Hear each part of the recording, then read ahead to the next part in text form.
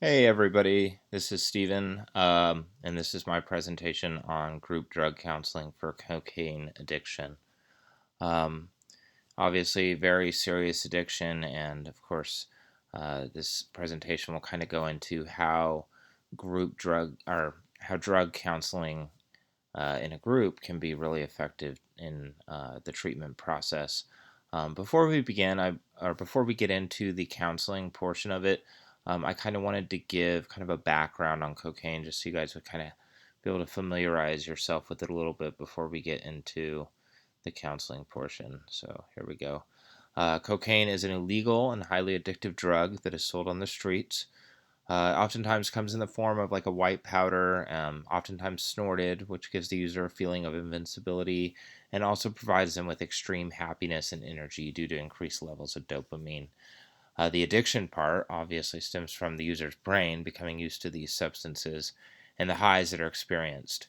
Oftentimes, dealers can lace the drug with other substances, and some of the main ones that they find are amphetamines or synthetic opioids, including fentanyl. If you're not familiar with fentanyl, it's extremely dangerous and can cause almost immediate death. And the additives, they do make the drug even more dangerous and results in many deaths. Some of the common street names for cocaine include blow, coke, crack, rock, and snow. I'm sure there's a plethora of other ones, but these are some of the main ones. Okay. How addiction occurs.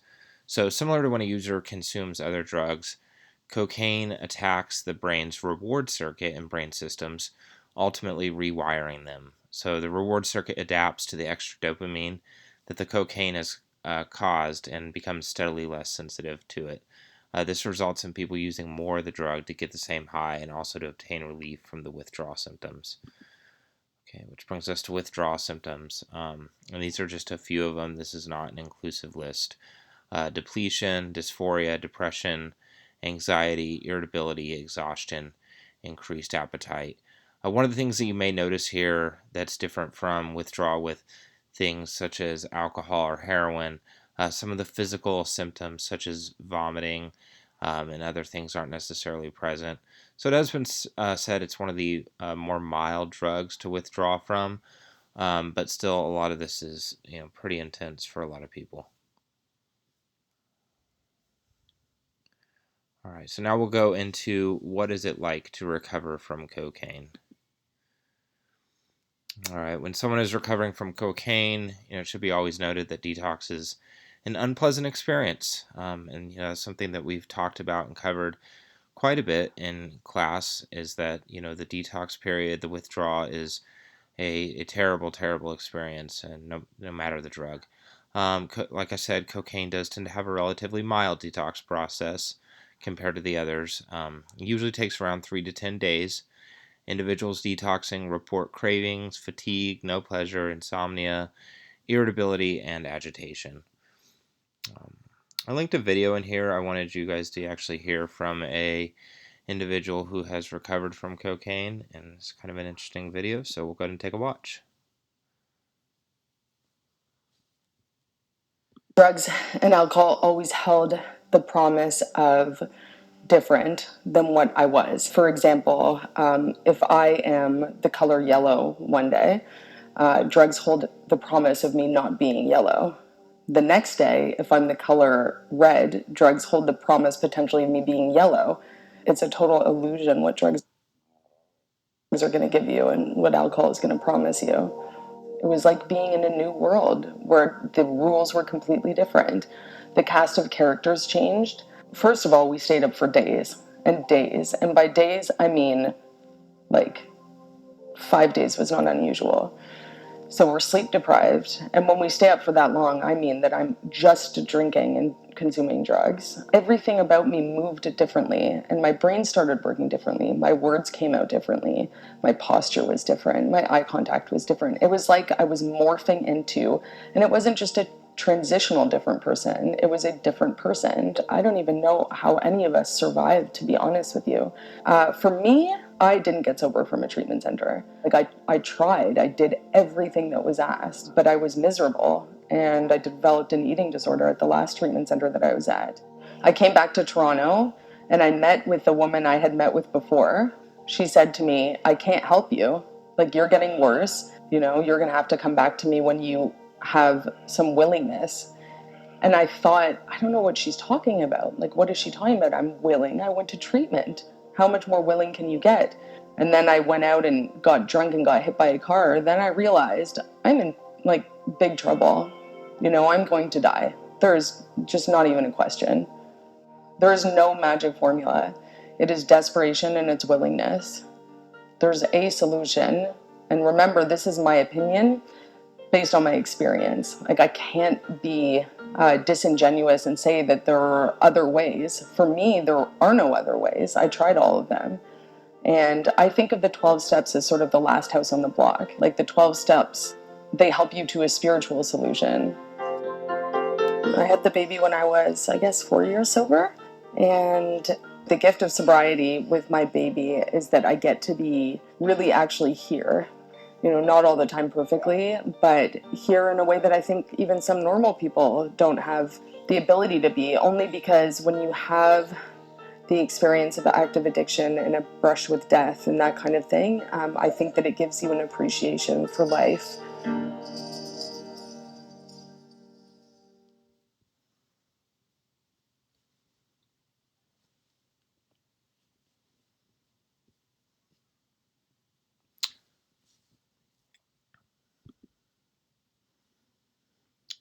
So I wanted to share that specific video. And I know she speaks to a 12-step program in there, which can be very useful. Obviously, for purposes of this presentation, we're speaking more of a treatment, which she said did not work for her.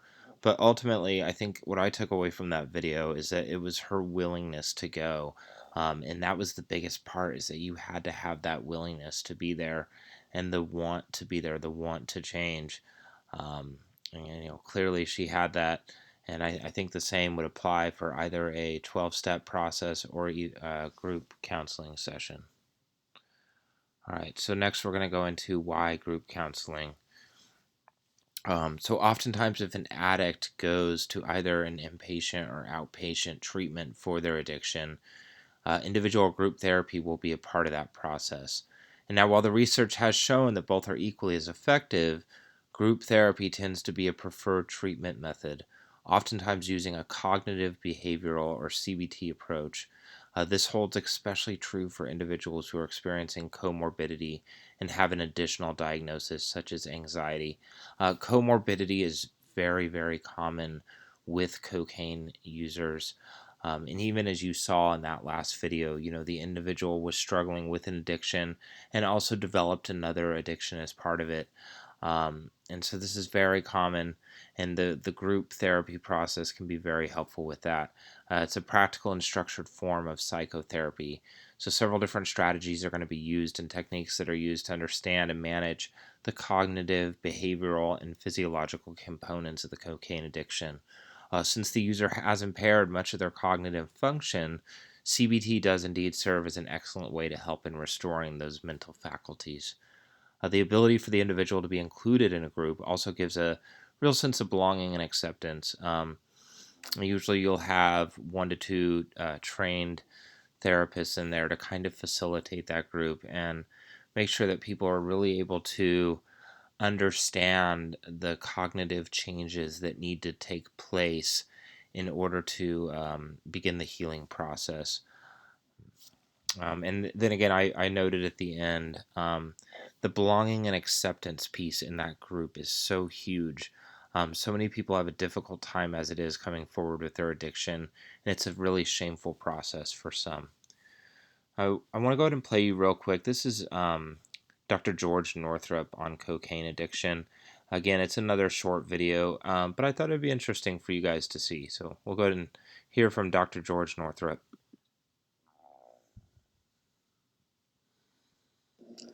Hi, I'm Dr. George Northrup. I'm a psychiatrist and addiction specialist based in Tampa, Florida. Today we're going to talk about how to cure a cocaine addiction. If you're addicted to cocaine and wondering what to do, the first step is to understand you typically don't cure addiction, you manage it. If you are or have been susceptible to addiction, you will likely remain so. However, this does not mean you have to be trapped by your addiction. The first step in managing a cocaine addiction is to speak to somebody. Most addicts are usually squirreled away trying to do this on their own, too scared, too nervous, and too ashamed to tell anyone. The first step is to overcome those negative emotions and simply speak to somebody, anybody, a friend, a family member, or go right to an addiction specialist or counselor. Once you overcome that hurdle, you're on your way to some sort of management of this problem. In addition to speaking with someone that you trust, it is often helpful to engage in some sort of 12-step program. This is a form of group therapy and is often one of the cornerstones of treatment. Oftentimes, addiction is accompanied by comorbid conditions or problems, typically like anxiety or depression. If you feel like you might be suffering from one of these, and that is in some way fueling your cocaine addiction, you should absolutely speak to a mental health professional about those types of problems as well. I'm Dr. George Northrup, and we've been discussing how to break a cocaine addiction.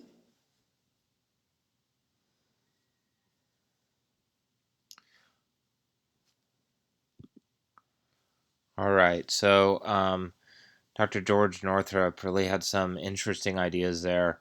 One of the most interesting things that I would say that he covered is the fact that the kind of like what we talked about with comorbidity, and that most people have an additional issue that they're there for, or an underlying issue. Um, and then again, he covers the 12-step program and mentions it as a form of group therapy. And while there's typically no trained therapists in a 12-step program, I do believe that it is quite a therapeutic process. So let's go ahead and look at self-help programs. Self-help programs such as Narcotics Anonymous and Alcoholics Anonymous have proven to be very effective ways of treating addiction. So Cocaine Anonymous is another 12-step program out there for those who are experiencing cocaine addiction. On the Cocaine Anonymous website, cocaine addiction is described as an obsession and an allergy. So they describe it as the obsession is a continued and irresistible thought of cocaine and the next high. And the allergy creates an absolute inability to stop using cocaine once they begin. As with any other 12-step program, it is stressed that showing up is not nearly enough. Members must be able to actively participate. This includes talking at meetings, learning and using the 12 steps, and socializing before and after meetings. The individuals who attend these groups are there for a common purpose, and that is to get help for a cocaine addiction, or for most groups, any addiction. All right, and now we're just going to go to wrap up here. Cocaine, again, is a very serious addiction that can be accompanied by not only the mental health issues that we discussed, but a lot of physical issues as well, from loss of smell, nosebleeds, frequent runny nose, to severe coughs, asthma, respiratory distress, and even some more high risk infections like pneumonia. Nobody is risk free when using this drug. As seen in the presentation, group therapy for cocaine use is a very important part of the process and can be extremely useful in curing an addiction. The reason I put quotation marks around curing is because you never really cure an addiction. We all know the old adage of once an addict, always an addict. So it's really more about maintenance, and these groups can really help with that. Some of the references that I used for this presentation were Cocaine Addiction Recovery, and that was on the American Rehab Center's website. I also used the National Institute on Drug Abuse, again, just facts surrounding cocaine, and then a journal article that I found, Substance Abuse and Psychiatric Illness, the Dually Diagnosed Patient, which was quite an interesting read as well. Right. Thank you so much for watching my presentation, and I look forward to your feedback. Thank you.